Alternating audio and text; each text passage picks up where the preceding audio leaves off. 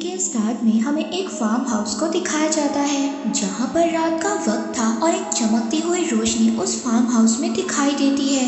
ये चमकती हुई रोशनी कोई और नहीं बल्कि एक मैजिकल क्रिएचर था। अब जब सुबह होती है तो फार्म का ऑनर ये देखता है कि उसके फार्म को किसी ने बर्बाद कर दिया है। अब उस ऑनर को बहुत ज्यादा गुस्सा आता है क्योंकि ये सब उस रोशनी की वजह से हुआ था। अब फार्म का ऑनर अपने तीनों बेटों को बुलाता है और कहता है कि अब तुम तीनों को इस फार्म की पहरेदारी करनी होगी। और यहीं पर हम ऑनर के सबसे छोटे बेटे जॉन को देखते हैं। जॉन को सभी निकम्मा समझते थे और उसके बड़े भाई भी उसकी अच्छाई का फायदा उठाते थे। जॉन के भाई उसको अकेले ही पहरेदारी करने का कहते हैं। जॉन भी इस काम के लिए मान जाता है और पहरेदारी के लिए अकेला ही तैयार हो जाता है। अब जब जॉन फार्म पर बैठा हुआ था तो अचानक से वहाँ पर उसको कुछ आवाज सुनाई देती है। वो अपने पीछे मुड़कर देखता है तो उसके पीछे एक व्हाइट कलर का घोड़ा खड़ा था। जॉन को अपनी आंखों पर यकीन नहीं होता कि उसने इतना बड़ा और सफेद कलर का घोड़ा देखा है। अब वो उस घोड़े को पकड़ने की कोशिश करता है। एक रस्सी वो घोड़े पर डाल देता है। अब वो घोड़ा तेजी से भागने लगता है मगर तभी जॉन उस रस्सी को पकड़ लेता है जिस वजह से जॉन भी उस घोड़े के साथ आगे चला जाता है। मगर जब घोड़ा थोड़ा सा आगे जाता है तो वो अनबैलेंस हो जाता है और दलदल में गिर जाता है। अब जॉन उस घोड़े की मदद करता है, उसको दलदल से बाहर निकाल लेता है। तभी जॉन देखता है कि उस घोड़े की आंखों में आंसू थे और ये देखकर जॉन उस घोड़े के लिए बहुत ही ज्यादा बुरा फील करता है। जॉन उस घोड़े से ये प्रॉमिस लेता है कि आइंदा वो घोड़ा उनके फार्म पर नहीं आएगा। जिसके बाद वो घोड़ा जॉन को शुक्रिया कहता है और वहाँ से चला जाता है। उसके बाद जॉन भी अपने घर आ जाता है। अब जॉन को दोबारा अपने फार्म से कुछ आवाजें आती हैं। जब जॉन वहाँ पर चेक करने जाता है तो वहाँ पर जाकर वो हैरान हो जाता है। वहाँ पर 2 घोड़े बंधे हुए थे। अब इससे पहले जॉन वहाँ पर कुछ समझ पाता उसको एक आवाज बताती है कि ये तुम्हारे लिए एक गिफ्ट है। जॉन जब पीछे मुड़कर देखता है तो उसको एक छोटा घोड़ा नजर आता है जो कि उसको बताता है कि मेरा नाम फॉल है। असल में फॉल उस घोड़े का बेटा था जिसको जॉन ने रात को बचाया था। फॉल जॉन को बताता है कि मेरी मदर तुमसे बहुत ज्यादा खुश है इसीलिए उन्होंने तुम्हारे लिए ये गिफ्ट भेजा है। जॉन ये सुनकर काफी ज्यादा खुश हो जाता है। तभी जॉन को अपने फादर की आवाज आती है। अब जॉन जल्दी से बाहर आता है और अपने फादर को बाहर रखने की ही कोशिश करता है ताकि वो अंदर न चले जाएं। अब जॉन अपने फादर के जाने के बाद फॉल पर बैठ जाता है और फॉल बहुत ही तेजी से भागता है। उसकी स्पीड को देखकर जॉन बहुत ज्यादा हैरान हो जाता है। अब एक जगह पर पहुंचकर फॉल सीटी बजाता है। अब फॉल की सीटी को सुनकर स्टेबल में खड़े हुए 2 घोड़े भी उनके पास आ जाते हैं। जॉन ये सोचता है कि वो इन घोड़ों को मार्केट में ले जाकर बेच देगा। जॉन उन घोड़ों को मार्केट में लेकर जाता है तो उन शानदार घोड़ों को लोग देखकर हैरान हो जाते हैं। किसी ने भी ऐसे शानदार घोड़े कभी नहीं देखे थे। यहाँ पर काफी ज्यादा लोग जॉन से घोड़ों को खरीदने की बात भी करते हैं। अब फॉल भी जॉन को ये कहता है कि वो ये दोनों घोड़े उस बूढ़े आदमी को बेच दे। मगर जॉन ये दोनों घोड़े किंग को ही बेचना चाहता था। जब किंग वहाँ पर आता है तो उसको भी ये दोनों घोड़े बहुत ज्यादा पसंद आते हैं। मगर किंग का मिनिस्टर उससे कहता है कि उसको ये दोनों घोड़े चोरी के लग रहे हैं। किंग इसी बात का फायदा उठाकर बगैर पैसों के जॉन से वो दोनों घोड़े ले लेता है। जॉन किंग से जो पैसों की बात करता है तो किंग उसको बगैर जवाब दिए वहाँ से चला जाता है। फॉल यहाँ पर जॉन को डांटता है और कहता है कि मैंने तुम्हें कहा था ये दोनों घोड़े उस बूढ़े आदमी को बेच दो। खैर फॉल जब जॉन को उदास देखता है तो वो दोबारा से सीटी बजाता है और वो दोनों घोड़े जॉन के पास आ जाते हैं। लेकिन उन दोनों घोड़ों की वजह से किंग की बग्गी पलट जाती है और वो आटे की बोरियों में गिर जाते हैं। अब किंग को इस बात से बहुत ज्यादा गुस्सा तो आता है मगर किंग चैम्बर की वजह से कुछ भी नहीं कहता और वो जॉन से इन घोड़ों की कीमत लगाने का कहता है। जॉन उन घोड़ों की बहुत ही ज्यादा कीमत लगाता है जिस पर किंग के लोग उसको सजेस्ट करते हैं कि वो जॉन को अपने पास ही काम करने के लिए रख ले क्योंकि जब जॉन यहाँ पर रहेगा तो किंग अपनी बेइज्जती का बदला भी ले सकते हैं। जॉन भी उनकी बात को एक्सेप्ट कर लेता है और वहाँ पर रहकर किंग के कामों को करने लगता है। अब किंग का असिस्टेंट किंग से कहता है क्यों ना हम जॉन से एक फिनिक्स बर्ड को बुलवाएं। वो एक फायर बर्ड था और उसको लाना बहुत ज्यादा मुश्किल था।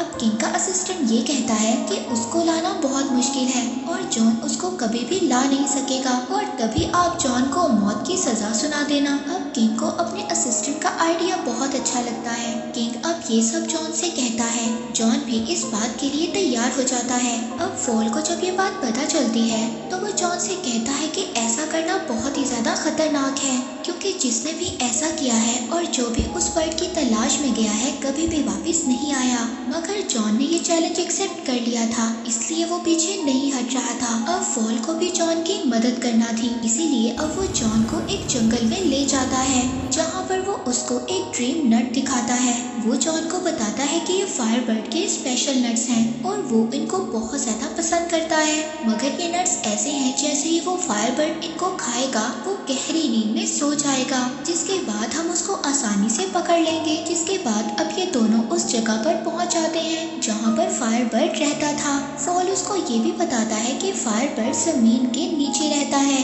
अब वो उस जगह पर कुछ नट्स को फेंक देते हैं और उस फायर बर्ड के बाहर आने का वेट करते हैं। अब जैसे ही वो फायर बर्ड नट्स की खुशबू सूंघता है तो वो जमीन से बाहर आ जाता है। अब वो फायर बर्ड मजे से उन नट्स को खा लेता है जिसके बाद वो बेहोश हो जाता है। अब जैसे ही जॉन उस फायर बर्ड को पकड़ने जाता है तो वो दोबारा से जिंदा हो जाता है। अब वो फायर बर्ड जॉन के पीछे पड़ जाता है। वो उनको पकड़ने के लिए जॉन और फॉल के पीछे भागता है जिसकी वजह से पूरे आइलैंड पर आग लग जाती है। उस फायर बर्ड ने जॉन और फॉल को पकड़ लिया था जिसके बाद जॉन अपने पास आखिरी नट पड़ा हुआ उसकी तरफ फेंक देता है। जैसे ही वो फायर बर्ड उस नट को खाता है वो बेहोश हो जाता है। अगली सुबह जब वो जागता है तो उसको पता चलता है कि उन लोगों ने उसको चैन में कैद कर लिया था। जब जॉन उस फायर बर्ड की तरफ देखता है तो वो ये देखता है कि उसकी आंखों में आंसू थे। ये देखकर जॉन को बहुत ज्यादा बुरा फील होता है जिसकी वजह से वो उस फायर बर्ड को आजाद कर देता है। जैसे ही वो फायर बर्ड आजाद होता है वो अपने पंख फैलाकर वहाँ से उड़ जाता है और जाते हुए वो अपना एक पंख जॉन को दे देता है और वो पंख हीट की वजह से ग्लो कर रहा था। फॉल जॉन को कहता है कि किंग अब तुम्हें नहीं छोड़ेगा मगर जॉन फॉल से कहता है कि शायद वो इस पंख से किंग को ये यकीन दिलवा दें कि उन्होंने फायर बर्ड को पकड़ा था। जब वापस जॉन किंग के पास जाता है तो किंग जॉन की किसी भी बात पर यकीन नहीं करता। अगले ही दिन जॉन को मौत की सजा के लिए लाया जाता है। जॉन वो पंख निकालकर सबको दिखाता है मगर वो पंख अब ग्लो नहीं कर रहा था और किंग जॉन को मारने का कहता है। जब किंग जॉन को मौत की सजा देने लगता है तभी वहाँ पर फायर बर्ड आ जाता है जिसको देखकर सभी लोग बहुत ज्यादा हैरान होते हैं और वहाँ पर इकट्ठे सभी लोगों को जॉन की बातों पर यकीन आ जाता है जिसकी वजह से अब किंग को जॉन की सजा खत्म करनी पड़ती है और साथ ही जॉन को किंग प्रमोशन भी दे देता है। इस बात पर किंग और भी ज्यादा गुस्सा होता है। अब वो अपने मिनिस्टर को कुछ और प्लान सोचने का कहता है। बहुत ज्यादा सोचने के बाद किंग का मिनिस्टर उसको एक आइडिया देता है। वो कहता है कि क्यों ना हम इस बार जॉन को एक माउंटेन की प्रिंसेस को लाने भेजें। पहले तो जॉन इस बात पर कामयाब नहीं होगा और अगर वो ऐसा कर लेता है तो इसमें आपका ही फायदा है। आप उस प्रिंसेस से शादी कर लेना, दोनों ही तरफ में आपका फायदा है। किंग को ये आइडिया बहुत ही ज्यादा पसंद आता है और वो जॉन को इस मिशन पर भेज देता है। अब जॉन उस सार माउंटेन पर पहुंच जाता है जहाँ पर वो प्रिंसेस रहती थी। वो देखता है कि माउंटेन पर कैसल के अंदर जाने का रास्ता एक बहुत ही मोटी बर्फ से बना हुआ है जिसको तोड़ना बहुत ही ज्यादा मुश्किल था। तभी अचानक से वहाँ पर फायर बर्ड का एक पंख उड़कर आता है और उस बर्फ की दीवार में लग जाता है जिससे वो दीवार टूट जाती है जिससे वहाँ पर एक पानी का सैलाब आ जाता है। फॉल उसमें बहकर नीचे गिर जाता है और एक स्नोबॉल की तरह माउंटेन से नीचे गिर जाता है। जॉन अब कैसल के अंदर जाता है। उसको वहाँ पर बहुत ज्यादा लड़कियाँ नजर आती हैं और वो सभी लड़कियाँ सो रही थी। अब उनमें से असल प्रिंसेस कौन सी थी ये जानना बहुत ही ज्यादा मुश्किल था, लेकिन उस फायर बर्ड का एक पंख खाकर एक लड़की के पास गिर जाता है जिससे कि जॉन ये बात समझ आता है कि वही लड़की प्रिंसेस है। जॉन उस लड़की की खूबसूरती को देखकर हैरान हो जाता है और उसको बताता है कि उसके किंग उससे शादी करना चाहते हैं। मगर वो लड़की जॉन से कहती है कि अगर तुम्हारे किंग इतने ही ज्यादा बहादुर होते तो वो मुझे यहाँ पर खुद लेने आते। और वो ये कहकर वो प्रिंसेस पहाड़ से नीचे कूद जाती है। जॉन भी अपनी जान की परवाह नहीं करता और उस प्रिंसेस के पीछे कूद जाता है। अब फॉल उन दोनों को वहाँ पर बचा लेता है और दोनों को अपने ऊपर बिठाकर आराम से नीचे ले आता है। फॉल जॉन को देखकर ये समझ गया था कि जॉन प्रिंसेस को पसंद करने लगा है। फॉल उसको समझाता है कि अगर ये बात किंग को पता चल गई तो तुम्हारे लिए मुसीबत और भी ज्यादा बढ़ जाएगी। यहाँ पर प्रिंसेस भी सब बातें छुपकर सुन लेती है। प्रिंसेस को भी ये लगता था कि वो शायद जॉन को पसंद करने लग गई है। इसके बाद वो लोग किंग के पास वापस जाते हैं। वहाँ पर सभी लोग इतनी खूबसूरत प्रिंसेस को देखकर हैरान हो जाते हैं। अब किंग जब जॉन को जिंदा देखता है तो उसको गुस्सा तो आता है, मगर किंग के आदमी उसको समझाते हैं कि इसमें उसका ही फायदा है। अब वो लोग जॉन को प्रमोट भी कर देते हैं, मगर जॉन इन सबसे ज्यादा खुश नहीं था। उसको प्रिंसेस की फिक्र थी।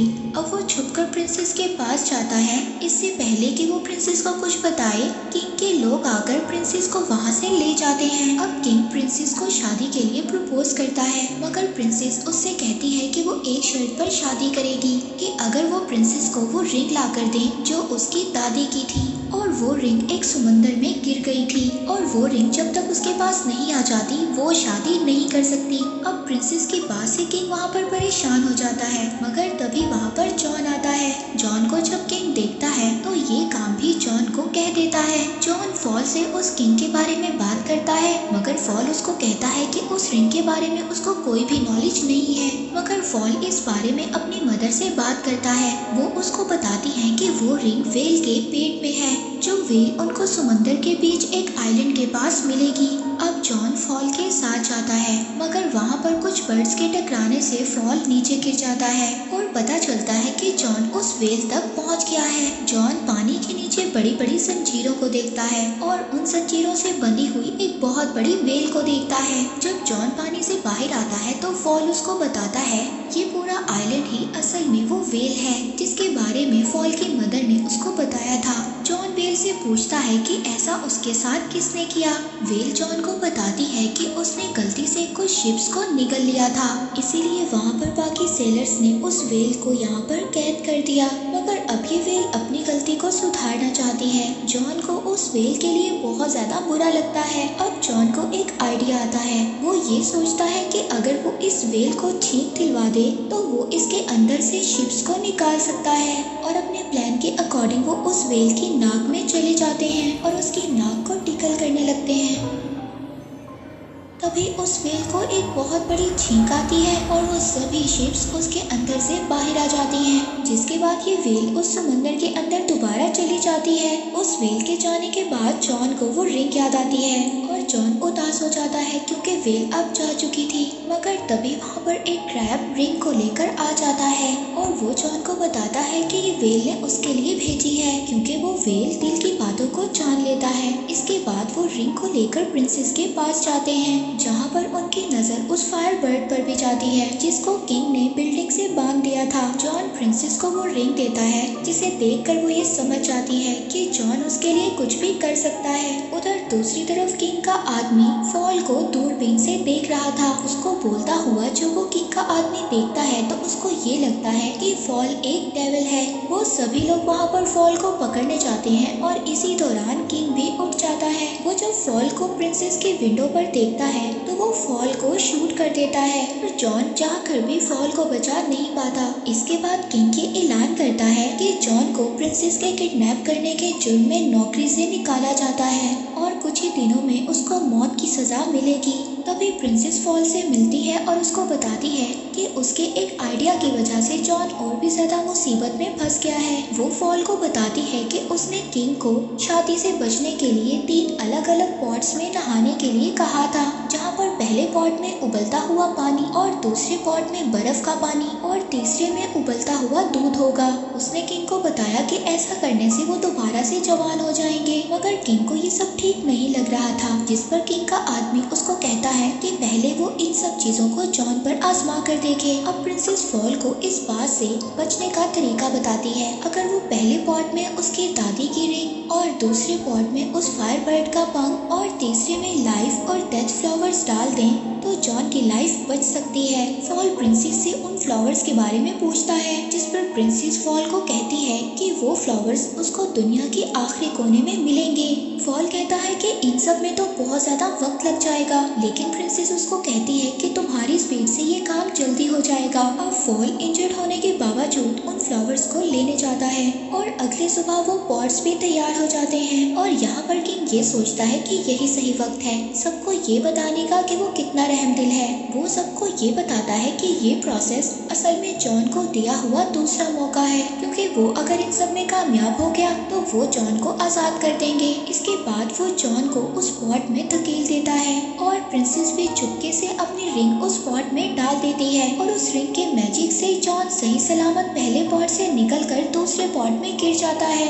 ये सब देखकर वो फायरबर्ड चिल्लाने लगता है। उस फायरबर्ड की आवाज उस कैद हुए पंख तक पहुंच जाती है और वो वहां से निकलकर फौरन ही दूसरे पॉट में गिर जाता है, जिसके बाद जॉन तीसरे और फाइनल पॉट में गिरता है। प्रिंसेस फॉल के आने का इंतजार कर रही थी। दूसरी तरफ हम देखते हैं कि फॉल उस फ्लावर तक पहुंच गया था, लेकिन उस फ्लावर को तोड़ने से पहले फॉल को ये पता चलता है कि इस फ्लावर को जो भी तोड़ेगा उसकी डेथ हो जाएगी। लेकिन इस बात की परवाह किए बिना वो उस फूल को तोड़ लेता है। उधर बाकी सब लोगों को ये लग रहा था कि जॉन मर गया है और वो सभी लोग उदास होकर वहाँ से जाने लगते हैं, पर तभी वहाँ पर फॉल आ जाता है जो कि उस फ्लावर को उस पॉट में गिरा देता है और देखते ही देखते जॉन उस पॉट से एक प्रिंस की तरह बाहर आता है। अब ये देखकर किंग भी पहले पॉट में जंप लगाता है, मगर दोबारा से जवान होने की बजाय वो एक बबल में कैद होकर वहाँ से चला जाता है। सभी लोग इस बात को देखकर बहुत ज्यादा खुश होते हैं और वो अपना नया किंग जॉन को बना लेते हैं। जॉन और प्रिंसेस फॉल को ढूंढने जाते हैं। फॉल को ये लग रहा था कि अब वो मरने वाला है, मगर प्रिंसेस फॉल को बताती है कि वो फ्लावर सिर्फ उसका टेस्ट ले रहा था। मूवी के लास्ट सीन में हम जॉन और प्रिंसेस की शादी को देखते हैं और इसी के साथ ये मूवी यहीं पर एंड हो जाती है।